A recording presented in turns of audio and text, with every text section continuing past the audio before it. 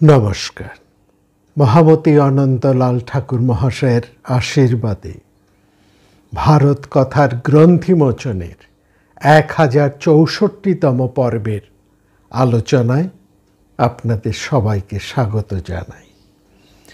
আমরা কথা বলছিলাম ভীষ্মককে নিয়ে। মহারাজ ভীষ্মক তিনি এসে উপস্থিত হয়েছেন শ্রীকৃষ্ণের কাছে এবং সেখানে তিনি খানিকটা নিজের দোষ স্খলনেরই একটা চেষ্টা করে যাচ্ছেন, কিন্তু আমরা দেখছি তিনি বারবার কৃষ্ণের কাছে ধরা পড়ে যাচ্ছেন এবং সবশেষে এটা দেখলাম তিনি ধরা পড়ে কৃষ্ণকে বলছেন, একেবারে শেষে যখন তিনি একেবারে নাস্তানাবুদ হয়ে গেছেন কৃষ্ণের বুদ্ধিমত্তার কাছে, তার যুক্তি বিন্যাসে, তিনি তখন বলতে বাধ্য হলেন, দেখুন আমি সত্যিই অন্য রাজার হাতে আমার কন্যা রুক্মিণীকে তুলে দিতে চাই না, আপনি একটু বোঝার চেষ্টা করুন।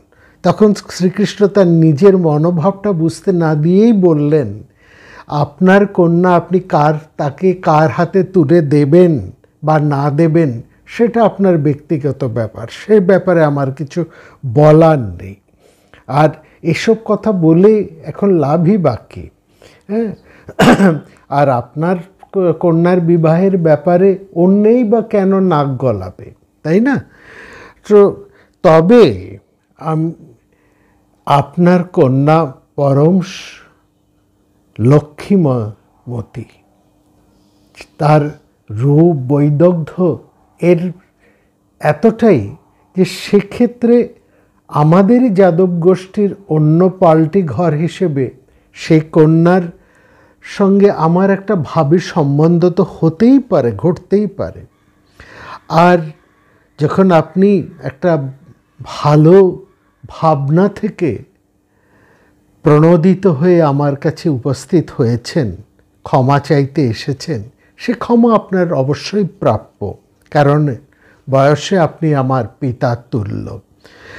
আর সেক্ষেত্রে আপনাকে আমি ক্ষমা করতেই পারি। তবে যে কথাটা আমি বলতে চাই, যে আপনার কন্যার সঙ্গে আমার সম্বন্ধ হওয়াটা এমন কিছু গর্হিত ব্যাপার হয় না, সেটা হতেই পারে। এবং শুধু তাই নয়, আমরা এখানে দেখলাম কৃষ্ণ ভীষ্মকের কাছে তার পিতা এবং জ্যাঠা ক্রথ এবং কৌশিকের ভূয়সী প্রশংসা করলেন এবং সেটা কৌশিকের ভালো লাগলো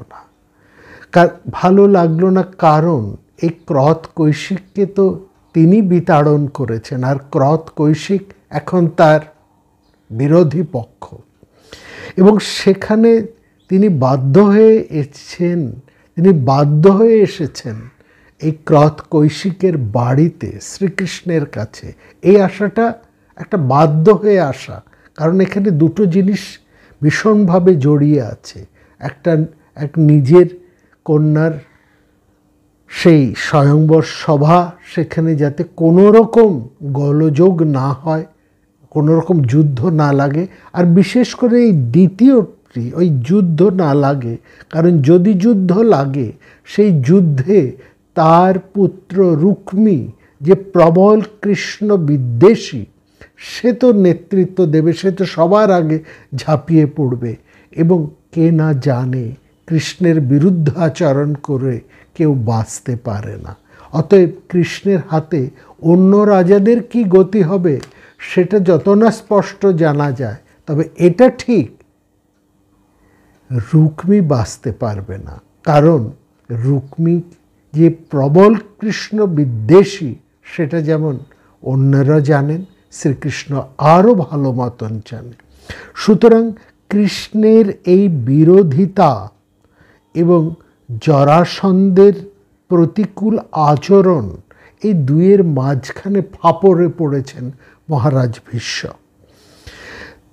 সেখানে আমরা দেখছি মহারাজ ভীষ্মকে কথা শোনাতে এতটুকু রেয়াত করলেন না শ্রীকৃষ্ণ, এবং শেষ পর্যন্ত তিনি ক্রত এবং কৈশিকের ভূয়সী প্রশংসা করলেন।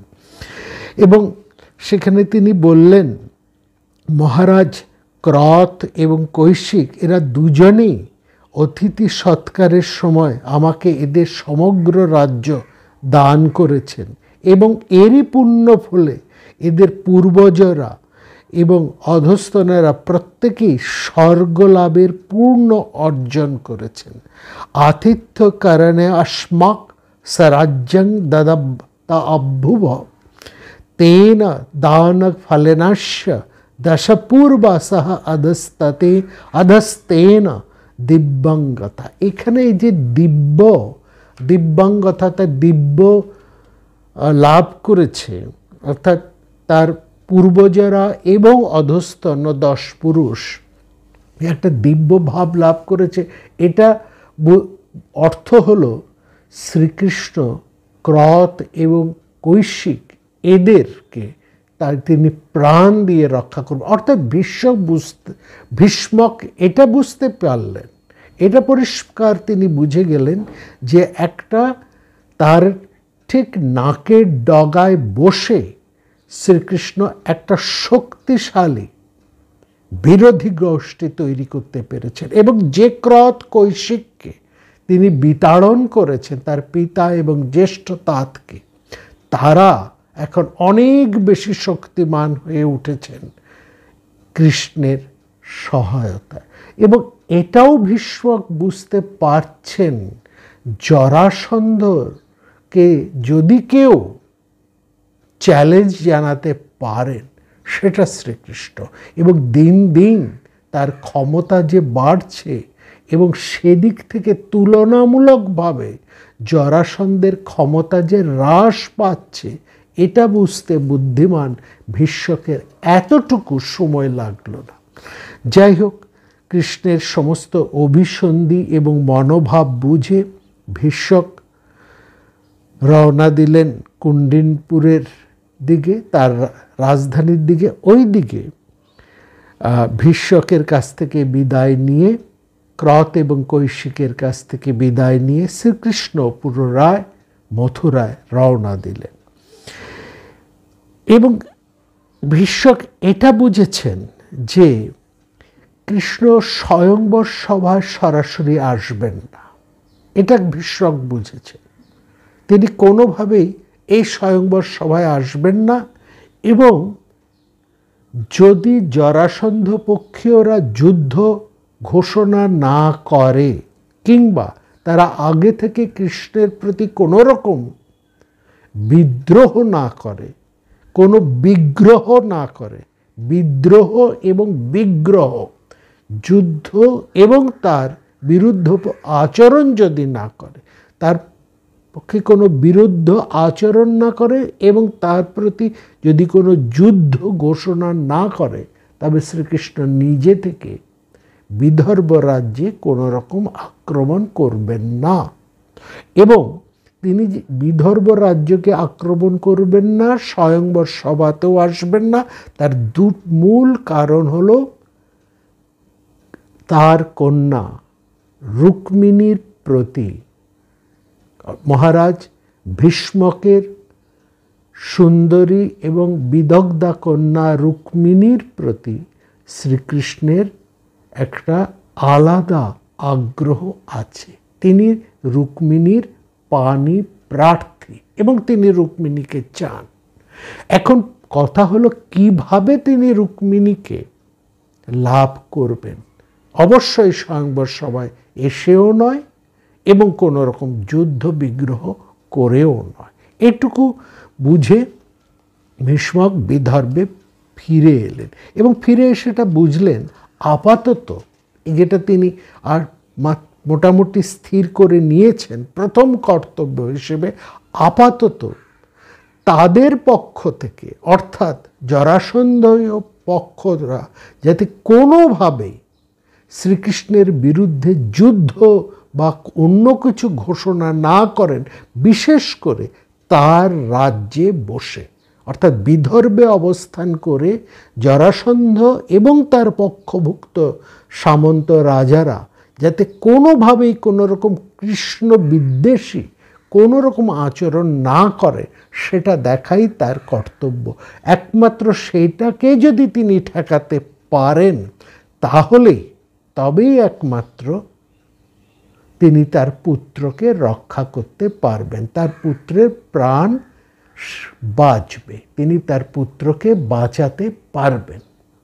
সেটা ভেবেই তিনি উপস্থিত হলেন তার রাজধানী কুন্ডিনপুরে এবং সেখানে এসে তিনি সমবেত রাজাদের উদ্দেশ্য করে বললেন, একেবারে প্রথমেই তিনি তার রাজধানীতে উপস্থিত হয়েই তিনি তার সমবেত রাজন্য বৃন্দের কে আহ্বান করে তিনি বললেন যে দেখুন,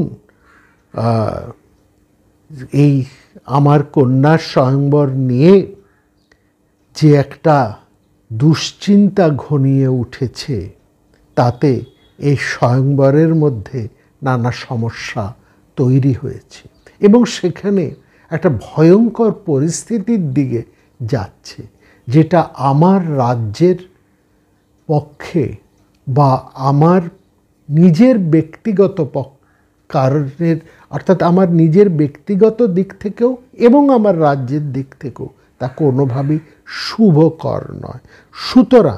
সুতরাং এক প্রকার বাধ্য হয়েই আমি এই স্বয়ংবর সভা বন্ধ করে দিতে চাইছি।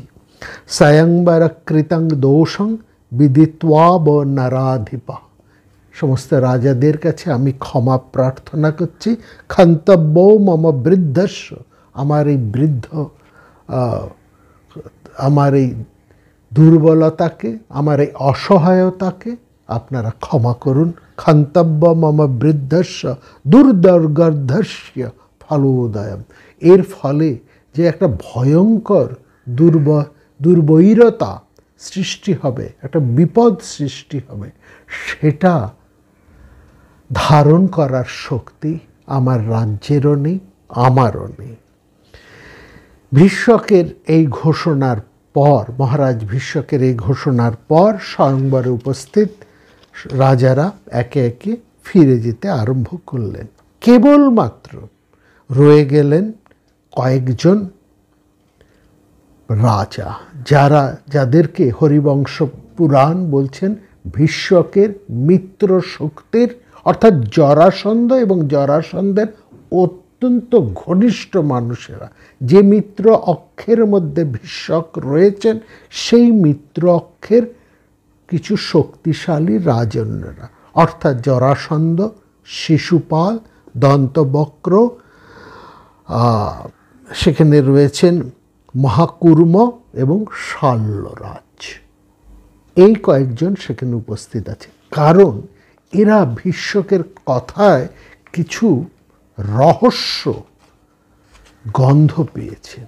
তারা বুঝতে পারছেন ভীষ্মকের হঠাৎ তিনি গেলেন, শ্রীকৃষ্ণের সাথে দেখা করলেন, কৃষ্ণের সাথে দেখা করে ফিরে এসেই তিনি এমনভাবে স্বয়ংবর সভা বন্ধ করে দিচ্ছেন, এটা এত সোজা ব্যাপার নয়, এর মধ্যে অবশ্যই একটা কোনো রহস্য আছে এবং তারা অপেক্ষা করছেন আসল কথাটা কোথায়, ভীষ্মকের ভয়টা কোথায়, ভীষ্মকের তিনি আসলে কি বলতে চান, তার আসল মনোভাবটা আরও পরিষ্কার করে বোঝার জন্য শ্রতু কামা রহ বাক্যং স্থিতাবৈ ভীষ্মম একান্তিকে, ভীষ্মের একেবারে একান্তে তার কাছাকাছি তার মনোবাসনাটা ঠিক নয়, মনোভাবটাকে আরও বিশেষ করে বোঝার জন্যই তারা কিন্তু ওই বিদর্ভ রাজধানীতে রয়ে গেলেন, যেখানে অন্যান্য প্রায় সব রাজারাই চলে গেলেন। এই গোটা 5-6 রাজা এবং জরাসন্ধ তারা সেখানে রয়ে গেলেন। আমরা এখানে দেখছি এই যে স্বয়ংবর সভা, রুক্মিণীর যে স্বয়ংবর সভা, এটা বন্ধ হয়ে গেছে। এই বন্ধ অর্থাৎ তার মানে রুক্মিণী স্বয়ংবর সভা প্রথম যে বন্ধ হয়ে গেল, আবার আরেকবার, তার মানে কি রুক্মিণী দুবার স্বয়ংবর সভা হয়েছিল? কারণ রুক্মিণী হরণ হয়েছিল তো রুক্মিণীর স্বয়ংবর সভা থেকেই। শ্রীকৃষ্ণ রুক্মিণীকে হরণ করেছিলেন স্বয়ংবর সভায়। সেখানে অন্য পুরাণে, এমনকি মহাভারতে কিন্তু এ কথা বলা নেই। কেবলমাত্র হরিবংশ পুরাণ থেকেই আমরা এটা বুঝতে পারছি যে রুক্মিণীর প্রথম স্বয়ংবর সভাটি বন্ধ হয়ে যায়। এবং এটা যে ঠিক, এই তথ্যটাই যে ঠিক সেটা বোঝা যায় মহাভারত এবং অন্যান্য পুরাণের এবং হরিবংশ পুরাণের আর একটি অন্য তথ্য থেকে। কি সেই তথ্য? সেটা অনেক পরের, কিন্তু প্রয়োজনে আমরা সেই বহু পরের তথ্যটিকে আপনাদের সামনে একটু নিবেদন করতে চাই। সেটা শুনলেই আপনারা বুঝবেন যে সেখানে প্রথম এই স্বয়ংবর সভাটি, রুক্মিণীর এই স্বয়ংবর সভাটি বন্ধ হয়ে গেছিল এবং পরে আরেকটি স্বয়ংবর সভা আহুত হয়েছিল এবং সেখানেই তাকে শ্রীকৃষ্ণ হরণ করেন। এইখানে মহাভারত সহ বিভিন্ন পুরাণে এবং হরিবংশ পুরাণে আমরা এই কথা পাই, শ্রীকৃষ্ণ রুক্মিণীকে হরণ করে মথুরায় নিয়ে যান। তিনি রুক্মিণীকে হরণ করে তার নবনির্মিত দ্বারকা নগরীর লক্ষ্মী রূপে নিয়ে গিয়েছিলেন। অর্থাৎ রুক্মিণীকে হরণ করে শ্রীকৃষ্ণ তাকে নিয়ে গিয়েছিলেন দ্বারাবতী বা দ্বারকা নগরীতে এবং সেখানেই বিধিমতে তাদের বিবাহ হয়। আর এখনো পর্যন্ত তো দ্বারাবতী তৈরিই হয়নি। সুতরাং এই তথ্যটাকে যদি আমরা ধরি তাহলে এর সত্যতাকে বোঝা যায়। কেমন? তাহলে এখন যে কথাটা আমরা বুঝব যে স্বয়ংবরে উপস্থিত রয়েছেন, এখনও উপস্থিত আছেন, সেই সভা থেকে অন্যরা চলে গেলেও এখনও কুণ্ডিনপুরে উপস্থিত রয়েছেন জরাসন্ধ এবং তার বিশেষ গোষ্ঠীর মিত্রপক্ষের কয়েকজন। তারাও এটা বুঝতে পারলেন যে রুক্মিণীর যদি এভাবে স্বয়ংবর হয় বা অন্য যাই হোক, শ্রীকৃষ্ণ কিন্তু চুপ থাকবেন না। অর্থাৎ রুক্মিণীর প্রতি শ্রীকৃষ্ণের একটা আসক্তি আছে। শ্রীকৃষ্ণ রুক্মিণীকে চান, কিন্তু এদিকে তো জরাসন্ধ ঘোষণাই করে দিয়েছেন রুক্মিণীর সাথে বিয়ে হবে শিশুপালের। এই স্বয়ংবর সভাটা সেই একটা লোক দেখানো আয়োজন মাত্র। কারণ আমরা এই কথা কেন রুক্মিণী শিশুপালকেই, অর্থাৎ সেই সুনীত শিশুপালকেই বরণ করবেন, সেটা তো আমরা গত পর্বে আপনাদেরকে বিস্তৃতভাবে যুক্তি দিয়ে বলেছি। হ্যাঁ, কেন তাকে রুক্মিণীকেই বরণ করবে? কারণ সেখানে সুনীত শিশুপাল ছাড়া বিদর্ভরাজ ভীষ্মক এবং তার পুত্র বেছে বেছে এমন সমস্ত তাদের মিত্রপক্ষের রাজাদেরকে আহ্বান করেছেন বা পরবর্তী ক্ষেত্রেও আহ্বান করবেন। সেখানেও আমরা দেখব ওই একই এই পক্ষীয় রাজাদেরকে আহ্বান করবেন যারা জরাসন্ধের অত্যন্ত ঘনিষ্ঠ এবং তার জরাসন্ধের গোষ্ঠীভুক্ত। আর সেই সমস্ত গোষ্ঠীভুক্তের মধ্যে শিশুপাল ছাড়া আর কেউ তেমন উল্লেখযোগ্য নন যিনি রুক্মিণীর পাণিগ্রহণের জন্য যথার্থ।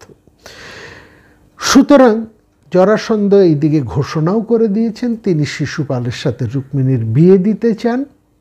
আর অন্যদিকে এরা বুঝলেন, জরাসন্ধ এবং তার মিত্রবাহিনী এটা পরিষ্কার বুঝে গেলেন যে শ্রীকৃষ্ণের রুক্মিণীকে বিয়ে করতে চান এবং অন্য কোনো উপায় রুক্মিণীর যদি বিয়ে দেওয়া হয় তাহলে শ্রীকৃষ্ণ চুপ করে বসে থাকবেন না।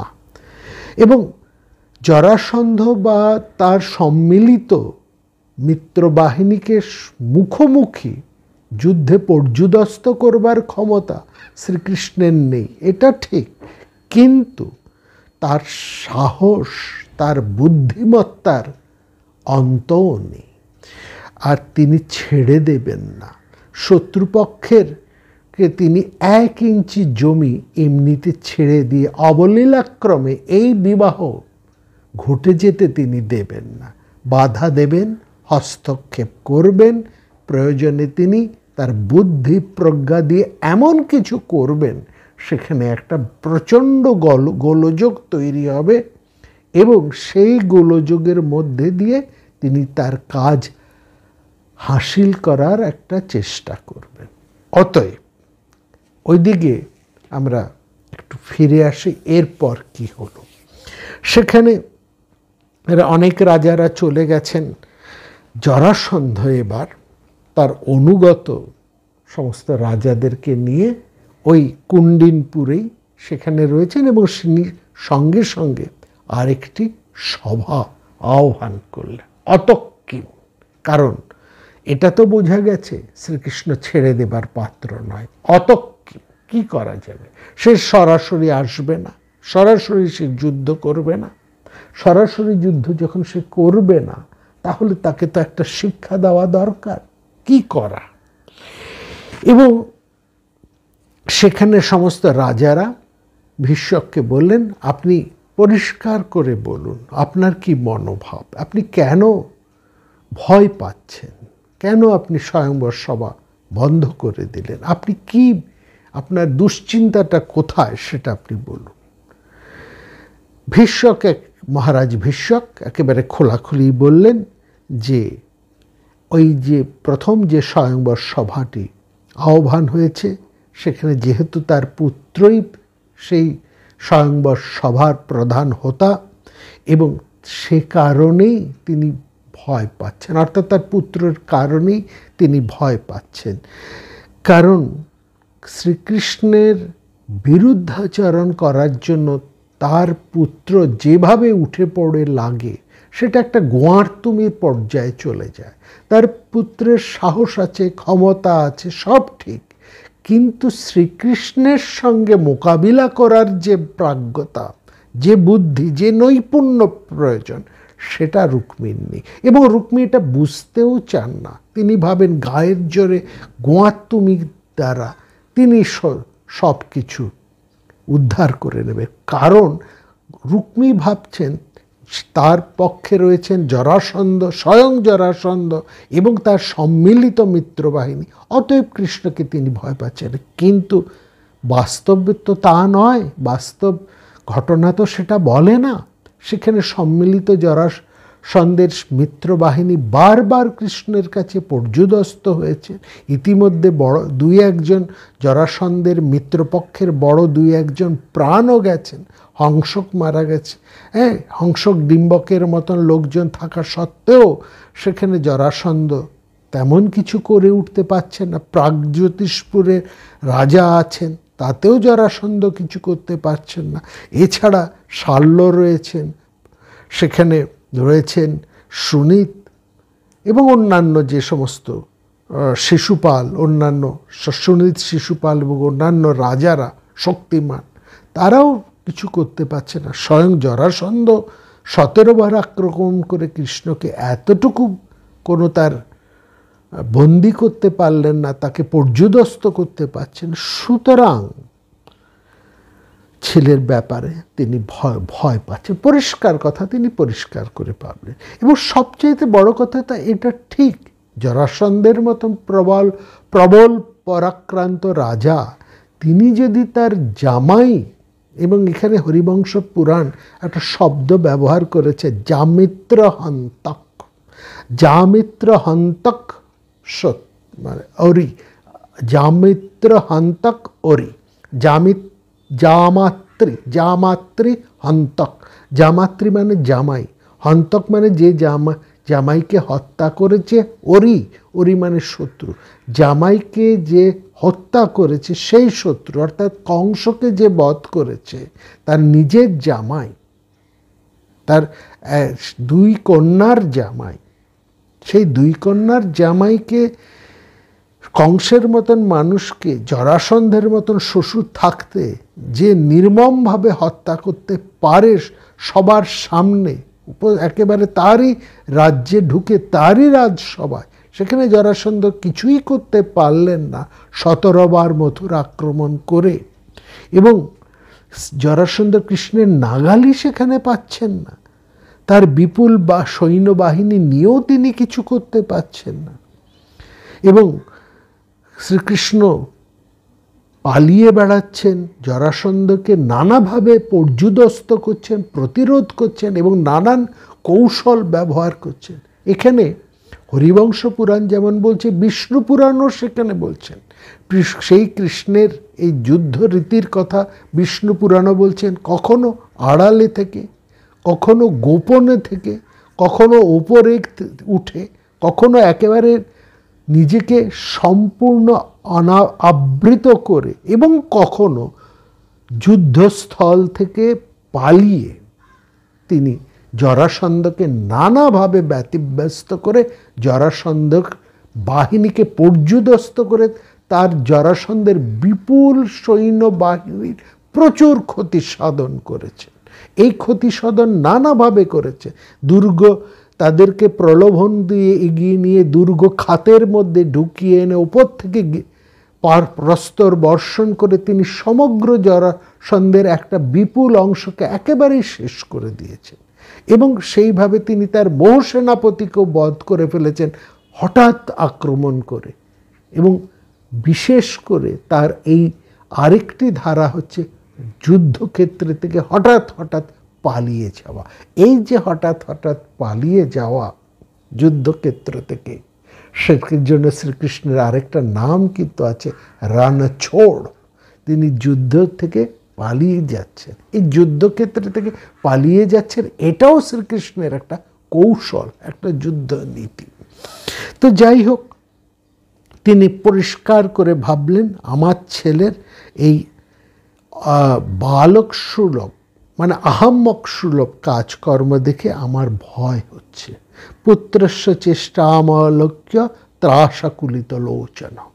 আর এই যে কৃষ্ণ তুলনায়, এই যে প্রতিপক্ষে যে সমস্ত বড় বড় রাজারা আছেন, যাদের কথা আপনারা বললেন, এই সমস্ত রাজাদের এবং আমার এই ছেলে যে একেবারেই বুদ্ধি যার কম, নাবালক, প্রায় সময় মাথা গরম করে ফেলে, হ্যাঁ, এদেরকে আমি, এই সব রাজা এবং আমার ছেলে, যাকে আপনারা খুব বড় ক্ষমতাবান বলছেন, তাদেরকে আমি নিতান্তই কৃষ্ণের তুলনায় বালক বলেই মনে করি।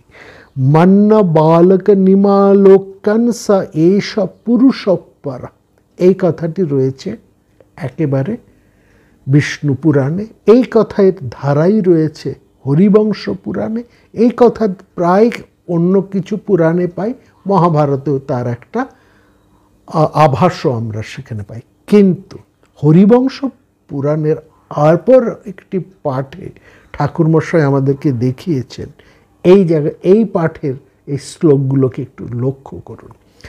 সেখানে যেমন বেশিরভাগ পাঠেই আছে যেখানে ভীষ্মক বলছেন, আমি এদের সবাইকে, শ্রীকৃষ্ণের প্রতিপক্ষতায় যারা আছেন তাদেরকে আমি সবাইকেই একেবারে বালক বলেই মনে করি।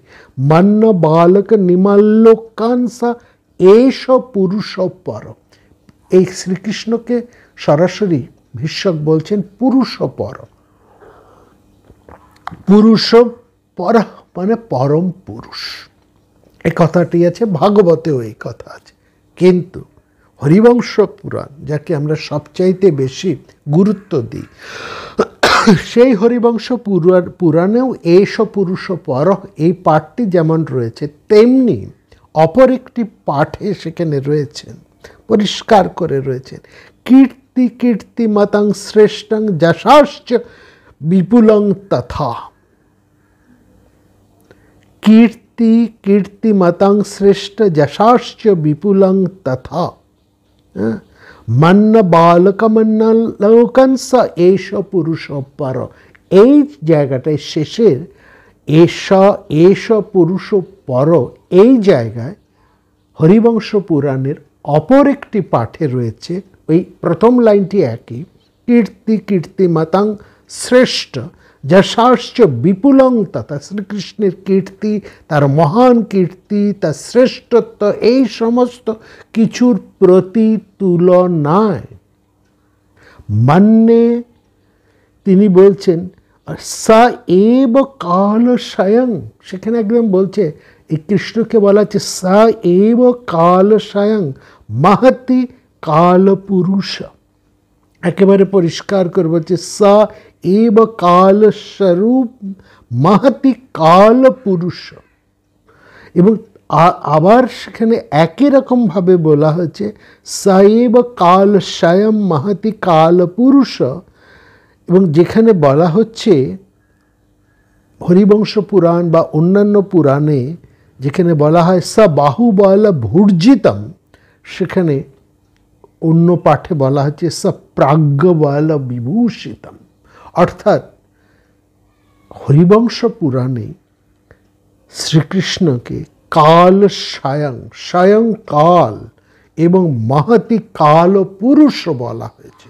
শুধু তাই নয়, তার বাহুবল ভূর্জিতমের জায়গায় সেখানে বলা হয়েছে স প্রাজ্ঞবল ভূষিতম, তিনি তার প্রাজ্ঞবল নিয়ে, বাহুবল নয়, তিনি তার প্রাজ্ঞবলে তিনি স্বয়ং কাল স্বরূপ এবং মহতি কাল স্বরূপ হয়ে দাঁড়িয়ে আছেন এই সমস্ত রাজা মহারাজাদের প্রতি তুলনায়। বিশ্বকে একেবারে ছাঁচা ছোলা কথায় পরিষ্কার কথাটি তিনি বলে দিলেন। এই যে কালপুরুষ যে কথাটা নিয়ে আমরা এলাম, তার সূত্রটা কিন্তু এখানে, সেখানে শ্রীকৃষ্ণকে কিন্তু কালপুরুষও বলা হয়েছে। স্বয়ং কাল, এবং শুধু কাল, স্বয়ং কাল স্বরূপ, তিনি স্বয়ং কাল। এখানে কাল যেন মনে ভীষ্মকের কাছে শ্রীকৃষ্ণ যেন স্বয়ং মৃত্যুস্বরূপ, স্বয়ং কাল স্বরূপ এবং মহতি কাল পুরুষ, তিনি কাল পুরুষ, সেই মহান কাল তিনি, সেই কাল পুরুষ। আমাদের এই যে কালপুরুষ নিয়ে বিভিন্ন পর্বে আমরা আলোচনা করে চলেছি, বিভিন্ন বিভাগ আলোচনা করছি। আজকে তার চতুর্থ ভাগ এর আলোচনা। এইখানেই এই তিনি কৃষ্ণকে যে কালপুরুষ এবং কালস্বরূপ বলা হয়েছে, এটা স্বয়ং মহারাজ ভীষ্মকের মুখে উচ্চারিত হয়েছে এবং সেখানে বিশেষ করে লক্ষ্য করুন কোথায় ভীষ্মক উচ্চারণ করছেন একেবারে জরাসন্ধের সামনে, যেখানে জরাসন্ধ বসে আছেন, যিনি সেই সভা আহ্বান করেছেন, সেই জরাসন্ধ এবং তার সম্মিলিত বাহিনীর মুখের ওপরে কিন্তু ভীষ্মক অবলীলাক্রমে এই কথাটি বলে ফেলেন। অর্থাৎ ভীষ্মকের এতটাই তিনি ভয় পেয়েছেন এবং তিনি এতটাই সত্যকে বুঝতে সমর্থ হয়েছেন যে তার মুখ দিয়ে সঠিক বক্তব্যটি বেরিয়ে এসেছে, যেটা অন্যেরা, জরাসন্ধের অন্য মিত্র বাহিনী যেন বুঝেও বুঝতে চাইছে না। কেন? ঠিক দেখুন, পরের সেই হরিবংশ পুরাণের পরেই সেখানে আমরা দেখছি সমবেত রাজারা প্রত্যেকেই ইঙ্গিতজ্ঞ, প্রত্যেকেই বুদ্ধিমান, কারণ তারা তো কম নয়, শক্তিমান হিসেবে কম নয়, তারা বড় বড় যোদ্ধা, বিরাট শক্তিমান। সুতরাং তারা যথেষ্ট ইঙ্গিতজ্ঞ হবেনই।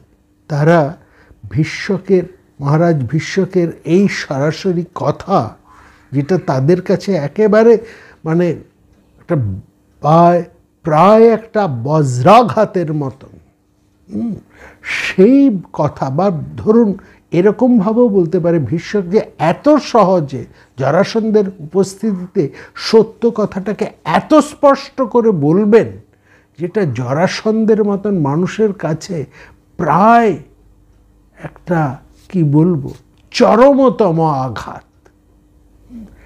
এবং সেটা বুঝেও তারা সেই কথাটাকে মহারাজ ভীষ্মকের কথাটাকে গায়ে না বেঁকে, এবং সেখানে হরিবংশ পুরাণ একটু আভাস দিচ্ছে যে মহারাজ ভীষ্মকের এই কথাটাকে তারা একটুখানি গায়েও মাখলেন না, যেন একটু উড়িয়ে দিলেন, একটু অবজ্ঞাই করলেন, এবং একটা তাকে ভীষ্মকের কথাটাকে একটা বৃদ্ধের প্রলাপ কারণ একটু আগেই তো মহারাজ ভীষ্মক বৃদ্ধ হয়েছেন, এটা ঠিক, তিনি উগ্রসেনের সমবয়সী, সুতরাং তিনি বৃদ্ধ হয়েছেন, এটা ঠিক। ওই বৃদ্ধের একজন বৃদ্ধ মানুষের দুর্বলতার ফসল হিসেবে একজন বৃদ্ধ মানুষ তার সন্তান তার রাজ্য সম্পর্কে ভয় পেয়েছেন, এরকম একটা ভাবনা জারিত হয়েই তারা এই ভীষ্মকের কথাটাকে খুব বেশি গ্রাহ্য মধ্যে আনলেন না। কিন্তু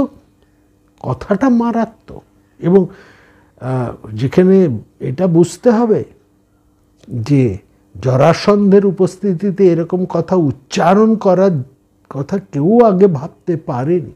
মানে দুটো দিক থেকে আপনারা ভাবুন, একজন মানুষ কতটা ভয় পেলে নিজের ছেলের ভবিষ্যৎ এবং রাজ্যের ভবিষ্যৎটা ভেবে কতটা ভয় পেলে এই ধরনের কথা জরাসন্ধের মতন প্রতিপক্ষের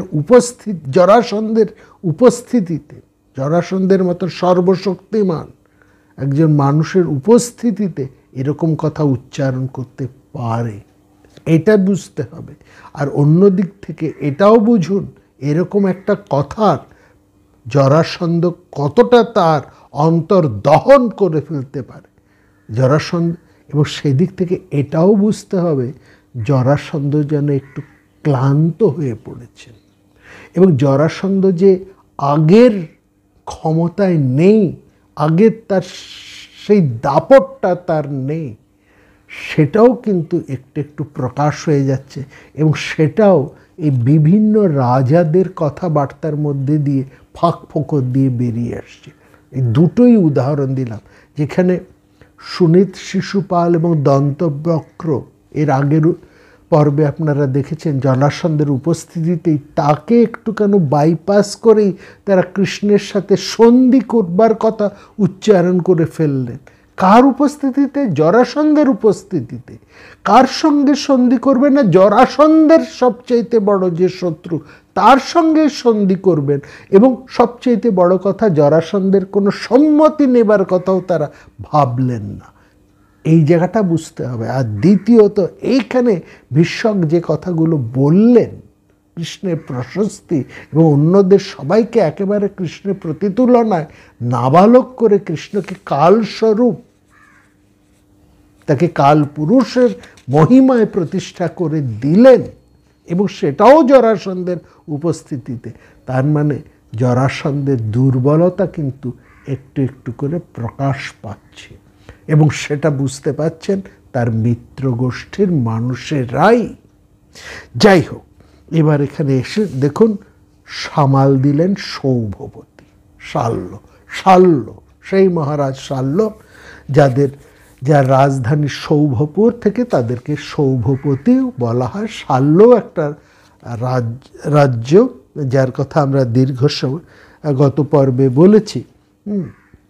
এই আসল কথাটা হচ্ছে এই মহাভারতের যে শাল্য, দেশের সব রাজাকেই শাল্য রাজা বলা হচ্ছে, এবং এরা তাদের গোষ্ঠী নামেই পরিচিত হতেন, এবং এদের রাজত্বটাও বিশাল বড়, কম বড় রাজত্ব নয়। হ্যাঁ, আধুনিক হরিয়ানা থেকে পাকিস্তানের সিন্ধু প্রদেশ এবং সেখান থেকে রাজস্থানের যোধপুর, জয়পুর, আলোয়ার নিয়ে একটা বৃহৎ শাল্য রাজ্য। ব্যাপারটা একটু বুঝতে, কেন সেইখানকার সব রাজাদেরকেই শাল্য রাজ বলা হয় বা সেখানকার সব মানুষদেরকেই শাল্য বলা হয়, এটা বুঝতে খুব বেশি অসুবিধা নেই। দেখুন একটা সাধারণ বর্তমানের উদাহরণ দিই, যেমন মারওয়াড় দেশে যত মানুষ আছে আমরা তাদেরকে সবাই বা তারা নিজেদেরকে মারোয়াড়ি বলেই তো পরিচয় দেয়। মারোয়াড়ি বলতে মারওয়াড় প্রদেশে সে রাজস্থানের মারওয়াড় অঞ্চলের সবাইকেই মারওয়াড়ি বলা হয়। রাজপুতের বাসিন্দা সবাই, রাজপুতানার যত বাসিন্দা সবাই রাজপুত নামেই প্রসিদ্ধ। সেরকম ওই একই রকমভাবে শাল্য প্রদেশে যারাই বসবাস করতেন সবাই শাল্য নামেই পরিচিত হতেন, এবং রাজার ক্ষেত্রে শাল্য রাজ বলা হতো বা সৌভ। তাদের রাজধানী যেহেতু সৌভনগর, ওই থেকে সৌভপতি ওই তাদেরকে বলা হতো। এই পর্যন্ত। হ্যাঁ, যাই হোক, কথায় আসি। সামাল দিলেন সেখানে সৌভপতি শাল্য। বলবেন না না না না, বুঝতে পারলেন যে কথাটা কোন দিকে যাচ্ছে। তিনি বুঝতে সর্বনাশ, ভীষ্মক যে এত ছাঁচাচোলাভাবে মহারাজ ভীষ্মক সত্যটাকে বের করে ফেললেন, এক্ষুনি এটাকে বন্ধ করা উচিত। কারণ সেখানে স্বয়ং উপস্থিত আছেন জরাসন্ধ। তিনি যদি ক্ষেপে যান মহা মুশকিল হবে। তাছাড়া তাকে তো দুঃখ দেওয়া যায় না। আর আমরা আগের পর্বেও বলেছি, মহারাজ শাল্য ছিলেন মহারাজ জরাসন্ধের, চক্রবর্তী মহারাজ জরাসন্ধের হৃদয়ানুবর্তী। সুতরাং তিনি দ্রুত বললেন, এমন কথা বলবেন না। নিজের ছেলের সম্বন্ধে সে অত্যন্ত বীর, হ্যাঁ, এবং সে এখনও যদি যুদ্ধ হয় তাহলে শত শত রাজার বিপদ এবং দুঃখ বাড়িয়ে তুলতে সে সক্ষম। এই আচ্ছা বলুন তো, শাল্যরাজ একেবারে সরাসরি মহারাজ ভীষ্মককে একটা প্রশ্ন করে বসলেন। বললেন, বলুন তো পৃথিবীতে কৃষ্ণ আর বলরাম এই দুজনকে বাদ দিয়ে বলুন তো তৃতীয় আরেকজনের নাম বলুন, যিনি যুদ্ধে আপনার পুত্রকে হারাতে সক্ষম। বালক বেশবায়ন্ত স্ত্রিয় তিয়ঙ্কঃ পুমনিহ রণে যুদ্ধয়ূতম পশ্যস্তব পুত্রম মহানাঘম। বলুন তো, এই যদি যুদ্ধ লাগে, সেই যুদ্ধে কৃষ্ণ আর বলরাম ছাড়া তৃতীয় একজন কোনো রাজার নাম বলুন এই ভারতবর্ষে, যে আপনার পুত্রকে যুদ্ধে পর্যুদস্ত করতে পারে, হারাতে পারে। আরে দাঁড়ালো কি? মহারাজ ভীষ্মক তো অন্যের জন্য ভাবিত নন, তিনি তো ভাবিত কৃষ্ণকে নিয়েই। আর তার ছেলের সাথে তো অন্য কারো যুদ্ধ লাগছে না রে বাপু, যুদ্ধ লাগছে তো কৃষ্ণেরই।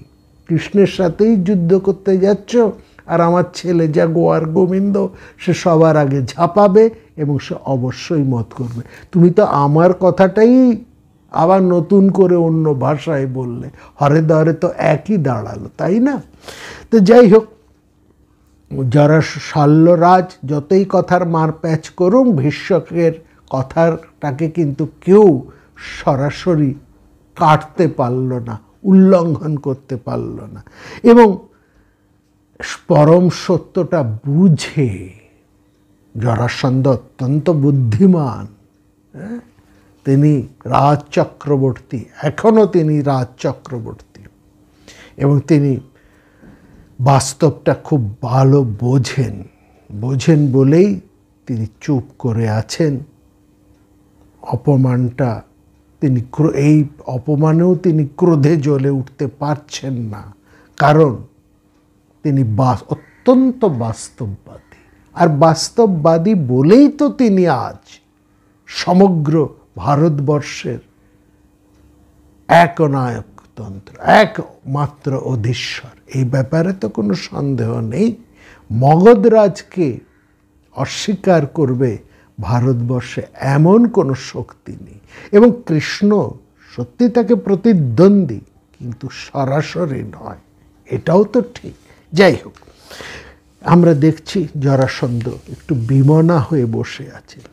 তিনি তো, কারণ এটা তো ঠিক, তার জামাইকে যে এমনভাবে সবার প্রকাশ্যে বধ করলো, সেই কৃষ্ণকে তিনি এখনো পর্যন্ত কোনো শাস্তি দিতে পারেননি, বা কৃষ্ণকে তিনি এমন কোনো শাস্তি বা এমন শিক্ষা দিতে পারেননি যাতে দুনিয়ার লোক বলতে পারে, হ্যাঁ, কৃষ্ণ জরাসন্ধের কাছে পরাজিত হয়েছে।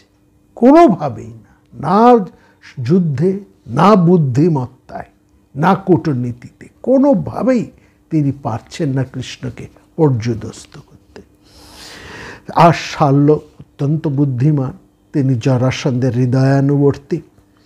তিনি জরাসন্ধের অন্তরঙ্গ, তিনি বোঝেন, তিনি জরাসন্ধের এই মনোবেদনাটাকে যথেষ্টই বুঝতে পারেন এবং পেরেই তিনি এটাও বুঝলেন যে কৃষ্ণ যেভাবে এখানে দাপট দেখিয়ে দাপিয়ে গেল এবং তিনি একেবারে, যেহেতু তাকে আমন্ত্রণ করা হয়নি, এমন বুদ্ধি, এমন একটি চাল, মোক্ষম চাল শ্রীকৃষ্ণ চালিয়ে গেলেন, উপস্থিত না হয়ে আড়ালে থেকে, আবার সেই আড়ালে থেকে কৃষ্ণ এমন এক মোক্ষম চাল আবার চাললেন যে স্বয়ংবর সবাটাই বিপর্যস্ত হয়ে গেল, বানচাল হয়ে গেল।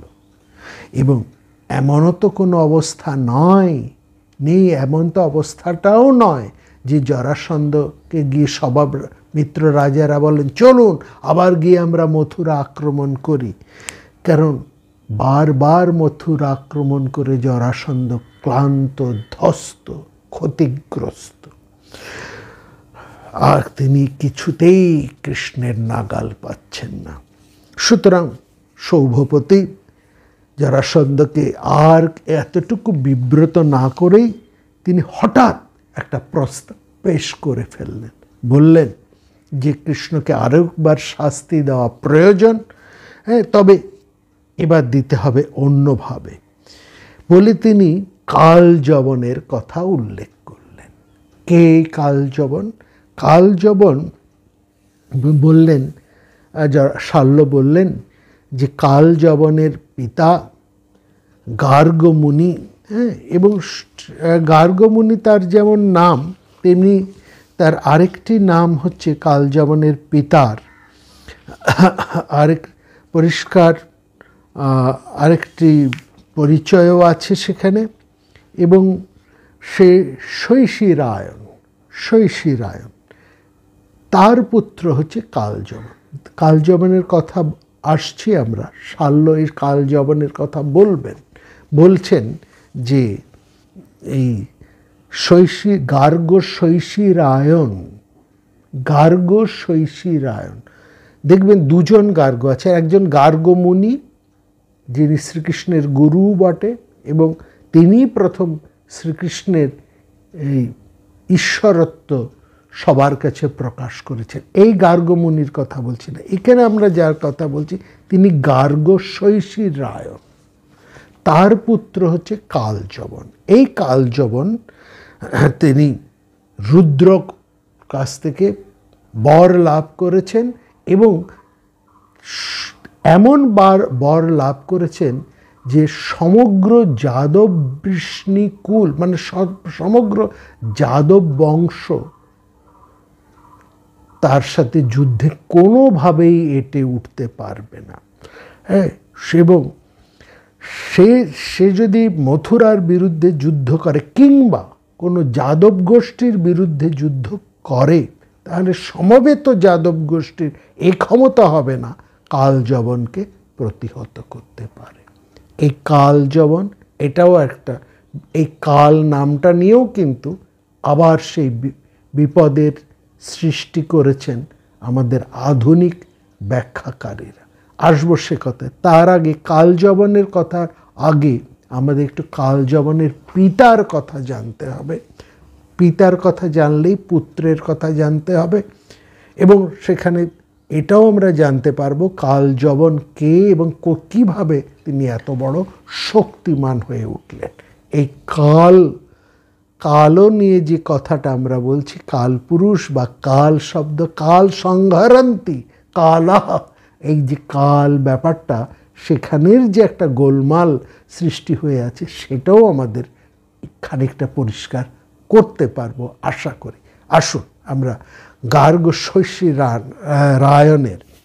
শৈশিরায়ণের কথা একটু প্রথমে জানি।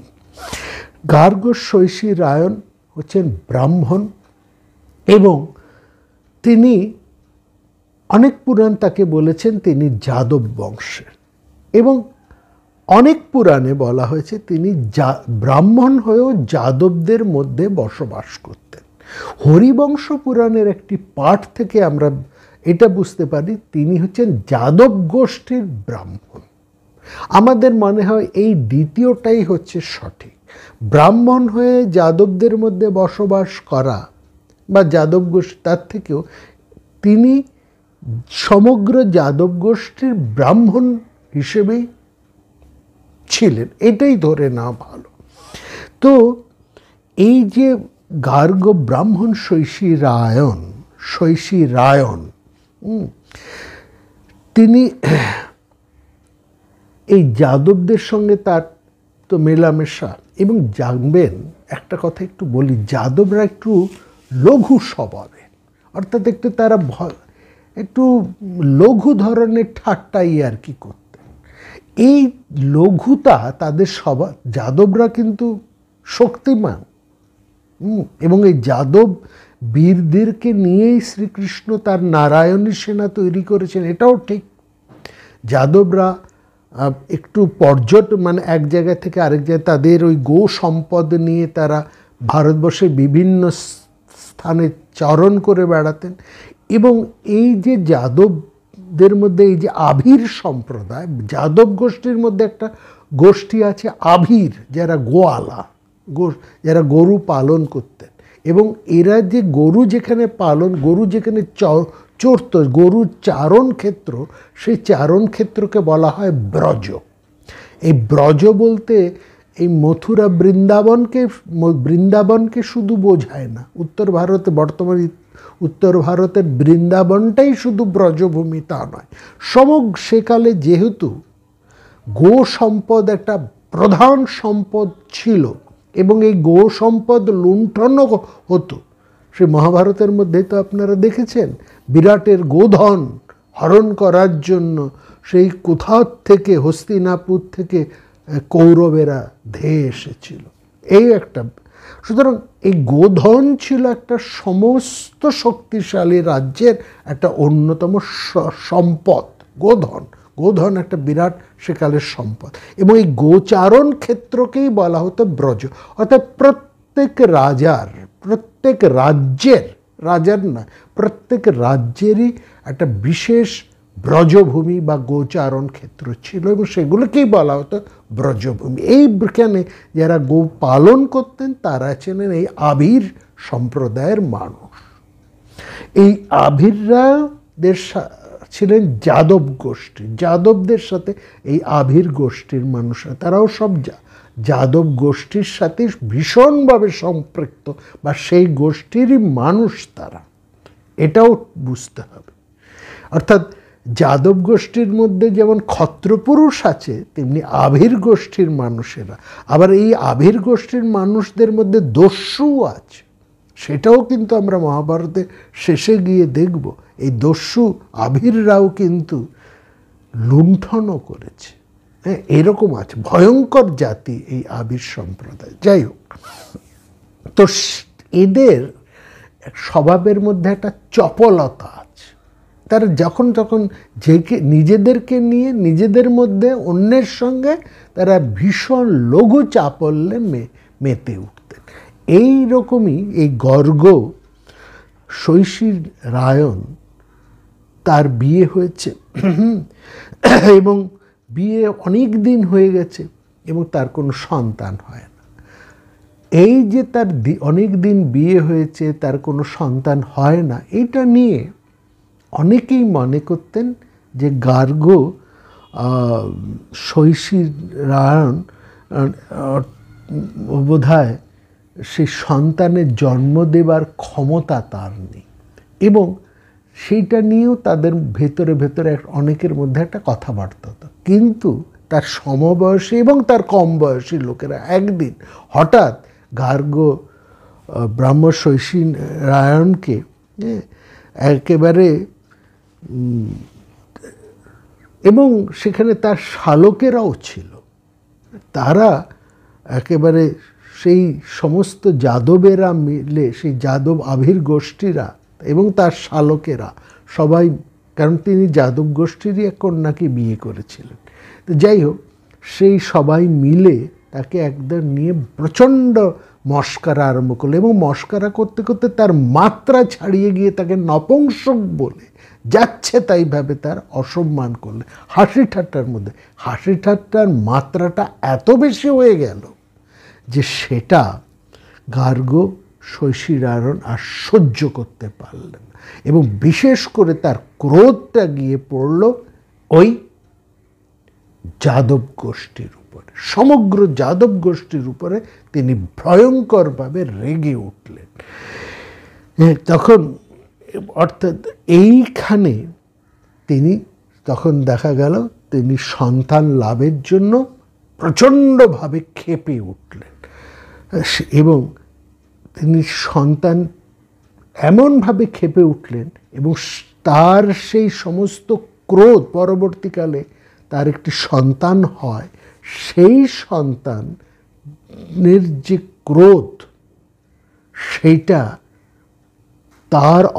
তার ভেতরের যে ক্রোধ সেটা সংক্রামিত হয়ে জন্মায়।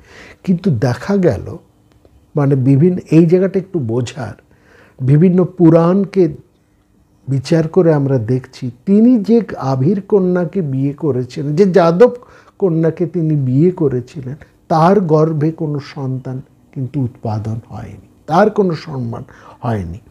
তবে সন্তানটি কোথায় হলো?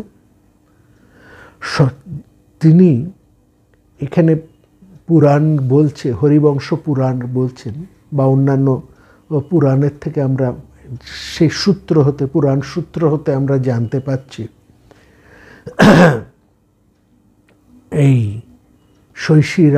গার্গ শৈশিরায়ণ তিনি দক্ষিণ দেশে চলে গেলেন, অর্থাৎ এই যাদবদের সঙ্গ ত্যাগ করে ক্রোধে ক্রোধান্বিত হয়ে তিনি দক্ষিণ দেশে চলে গেলেন শিবের তপস্যায়।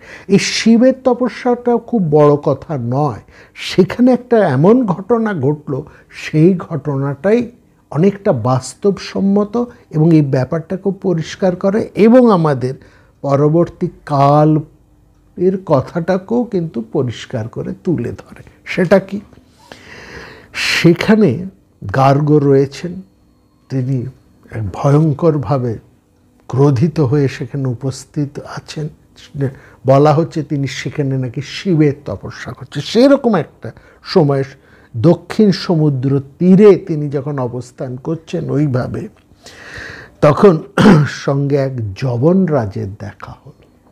তিনি অপুত্রক, তিনি এই ব্রাহ্মণকে, গার্গ ব্রাহ্মণকে অনুরোধ করলেন তার প্রধানা মহিষীর গর্ভধান করার জন্য। সভা জয়মাস চেতং যবনেশ হি আত্মনজঃ।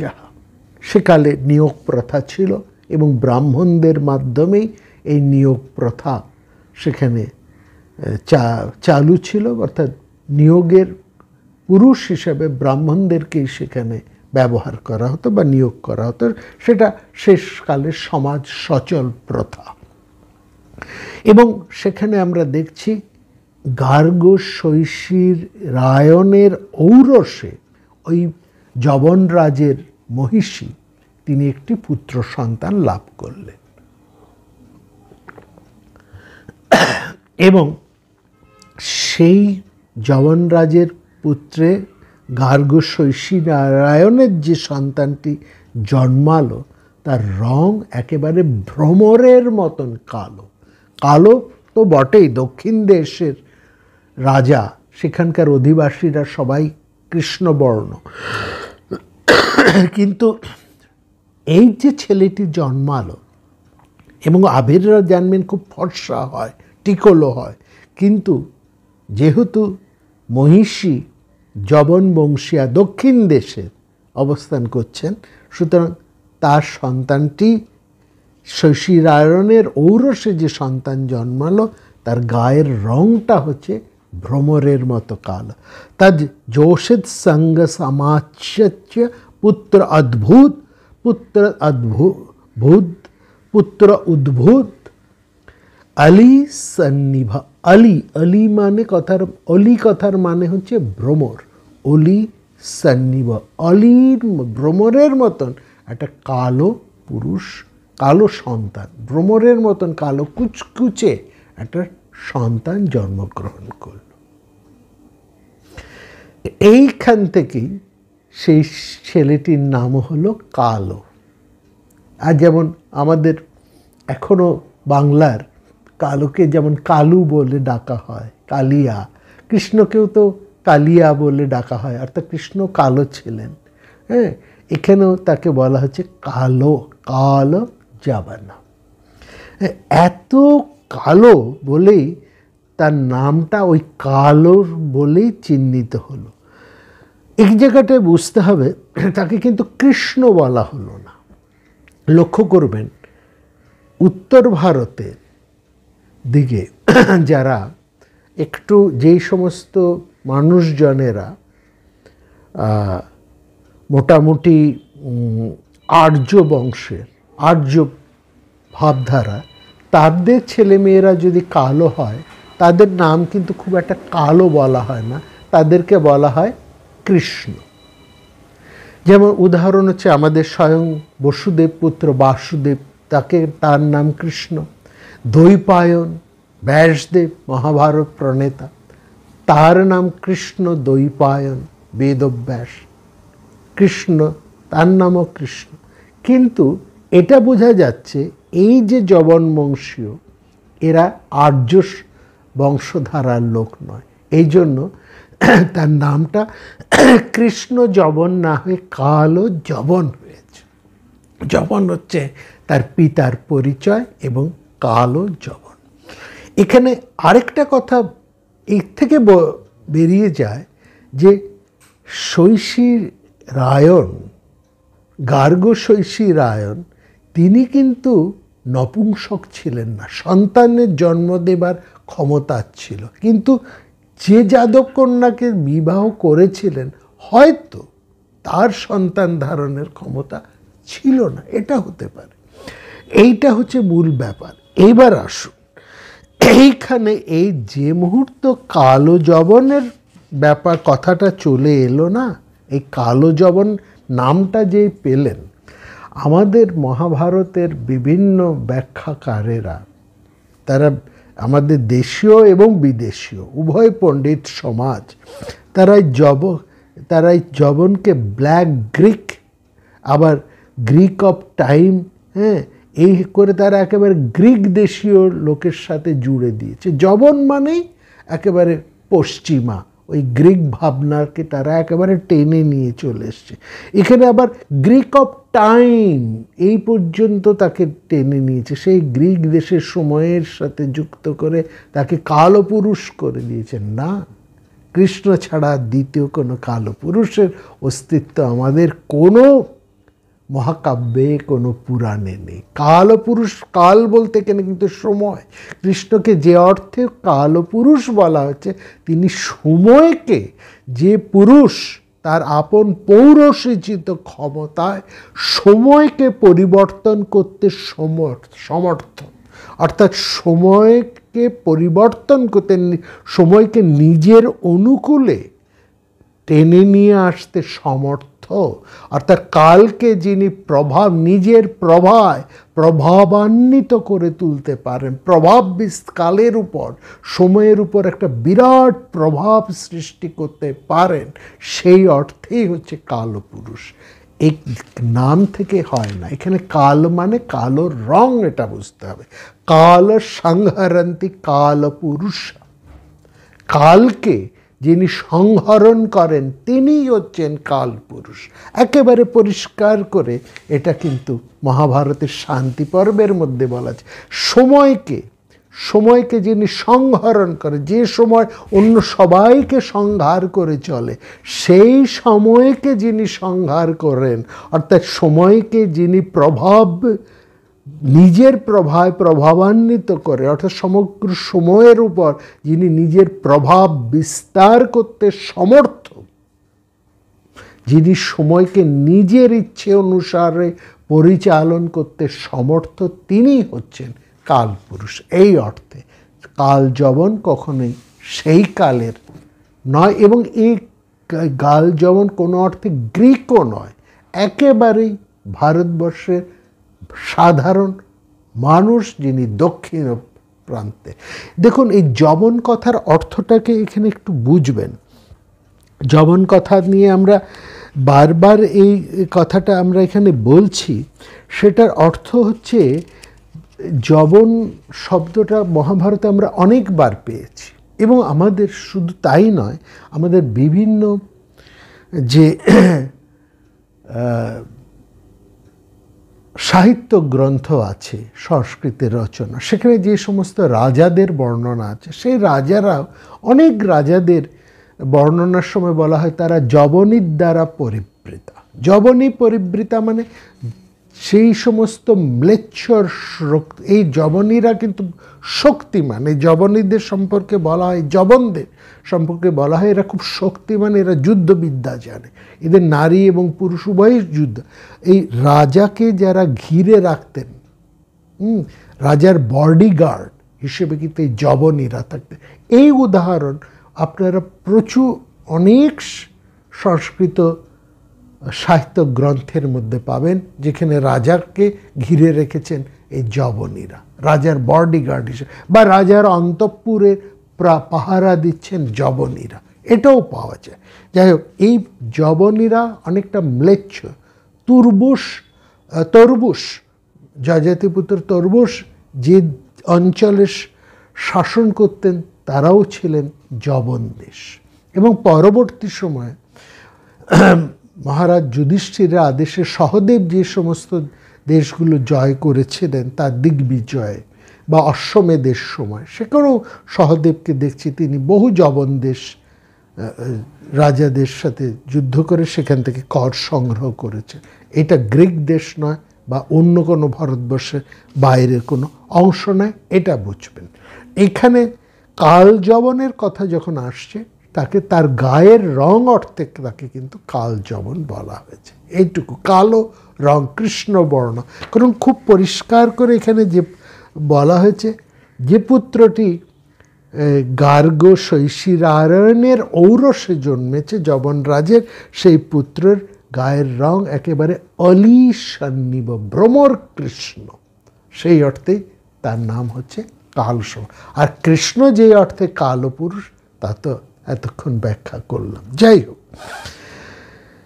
আরেকটা কথা এখানে একটু বলে রাখি এই পর্বে, সেটা হচ্ছে এই যে কাল যবন, তার কিন্তু প্রচুর প্রশংসা আছে এই হরিবংশ পুরাণে। হরিবংশ পুরাণের বিষ্ণু পর্বের মধ্যে আপনারা দেখবেন সেখানে কাল যবনের কিন্তু বহু প্রশংসা আছে। বিশেষ করে বলা হচ্ছে, যবনানং বলদ উগ্র স কাল যবনৌ নৃপ বভূব রাজা ধর্মেণ রক্ষিতা পুরবাসিনাম। বলছেন জন্মজয়কে এই কথা বলছেন বৈশাম্পায়ন, তিনি জন্মেজয়কে এই কাল যবনের কথা শোনাচ্ছেন। সেখানে বলছেন যে সব খুব বলশালী, অত্যন্ত শক্তিমান যবন রাজা হচ্ছেন এই কাল যবন, যিনি ধর্ম অনুসারে তার রাজ্যবাসীকে লালন করতেন, পালন করতেন এবং রক্ষা করতেন।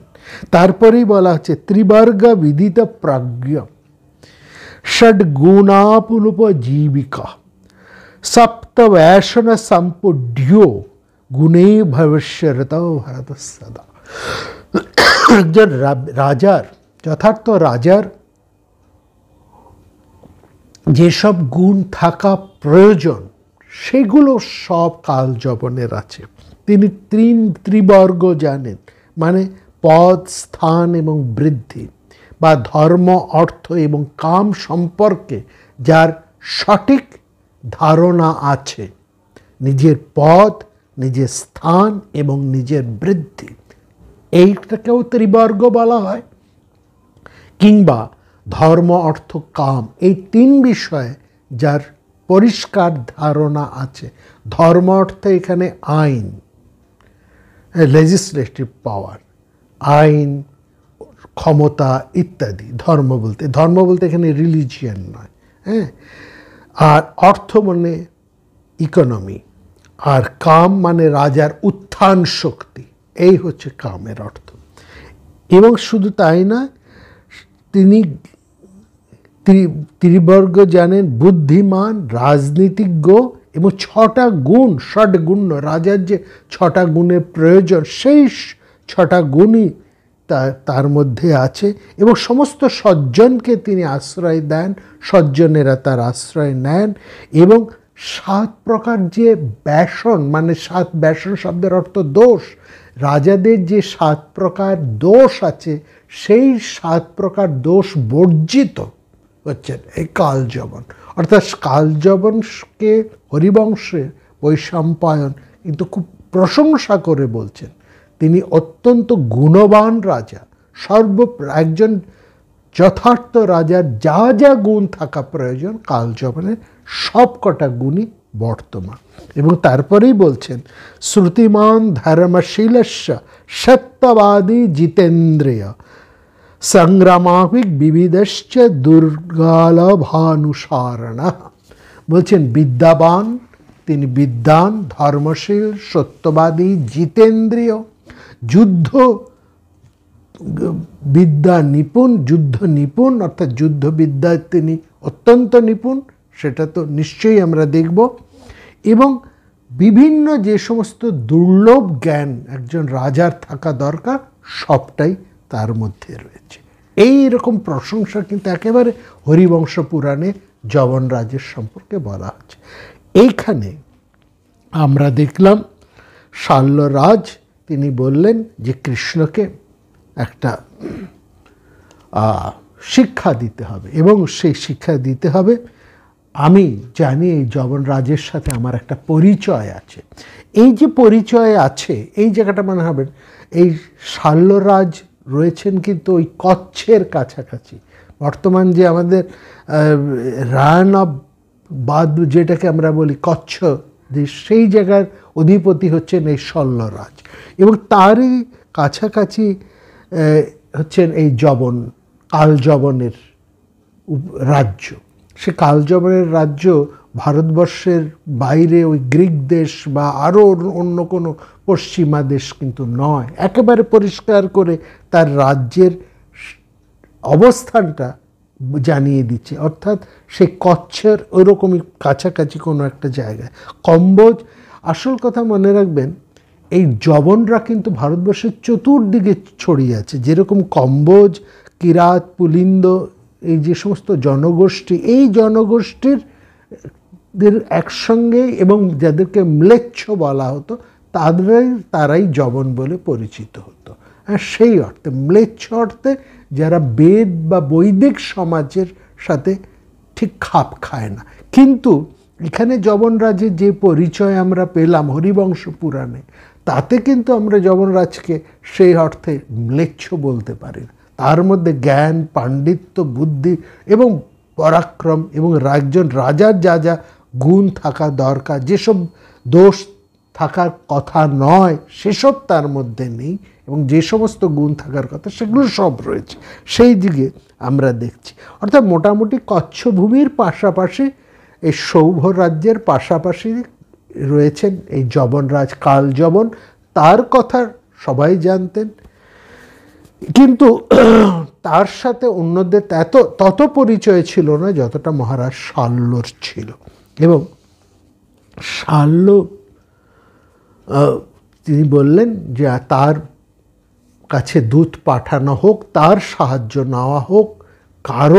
কারণটা কি? কারণটা হচ্ছে এইবার চলে আসুন আবার সেই গার্গ শৈশী রায়নের কাছে। গার্গ শৈশী রায়ন খুব ক্ষেপে গেছিলেন যাদবদের, কারণ যাদবদের সঙ্গেই তিনি ছিলেন, কিন্তু যাদবরা তার সাথে এতটা তাকে অসম্মান উপহাস করলেন যে তিনি একেবারে যাদবদের বিরুদ্ধে ভীষণ ক্ষেপে গেলেন। এবং তিনি যখন এই যবনরাজের প্রধানা মহিষীর গর্ভে সন্তান উৎপাদন করলেন, তখন তিনি যবনরাজকে বলেছেন, আমার এই সন্তান, আমি এমনভাবে শক্তিমান সন্তান তৈরি করলাম, এই সন্তান ভবিষ্যতে ওই যাদব গোষ্ঠীর ভয়ঙ্কর শত্রু হয়ে দাঁড়াবে, কালস্বরূপ হয়ে দাঁড়াবে। এই যবন, আমার এই পুত্র, এই কালযবন। সুতরাং এটাও ঠিক, এই যাদব গোষ্ঠীর বিরুদ্ধ শক্তি ছিলেন কালযবন, এবং সেটা জানতেন শাল্য। অর্থাৎ যাদব গোষ্ঠীর সাথে পিতৃসূত্রে কালযবনের একটা বৈরিতা ছিল, এটা পরিষ্কার। সেটাকেই এখন ব্যবহার করছেন শাল্যরাজ। এটা ভালো লাগেনি জরাসন্ধের। এটা কি ভালো লাগতে পারে?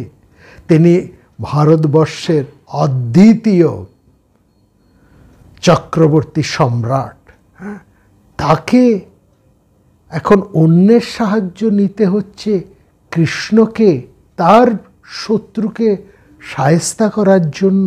এবং তিনি অত্যন্ত ক্রুদ্ধ হয়ে, শাল্যের এই কথা শুনে তিনি অত্যন্ত ক্রুদ্ধ হয়ে বলেছিলেন, আমরা এই হরিবংশ পুরাণ থেকেই দেখতে পাচ্ছি যে আমার এই কী অবস্থা হলো, হ্যাঁ, যখন সময় এমন ছিল যে অন্য রাজারা শত্রুর ভয়ে ভীত হয়ে আমার কাছে আশ্রয় নিতেন, হ্যাঁ, মাংসমাশ্রিত পূর্বস্মিন নৃপ ভয়ার্দিতা প্রাপ্তবন্তে ঋতম রাজ্যম সবৃত্ত বালবাহনম। আর সেখানে আজকে কি দাঁড়িয়েছে, হ্যাঁ, আজকে রাজারা আমাকে অন্যের আশ্রয় নেবার জন্য প্রস্তাব করছেন। যেন ব্যাপারটা দাঁড়িয়েছে একটা রতি লোলুপ রমণী নিজের স্বামীর কাছে সন্তুষ্ট না হয়ে রতি সুখে, নিজের স্বামীর দ্বারা রতি সুখে সন্তুষ্ট না হয়ে অন্য পুরুষের আশ্রয় গ্রহণ করার মতন আমি সেরকম একটা রমণী, এরকম একটা অবস্থায় আমাকে ঠেলে দেওয়া হয়েছে। ইহংসা চোদ্দতে ভূপৈ পরসংশস্ত্র হেতুনা কন্যেব শপতি দেশাদ অন্নং রতি পরায়ণা।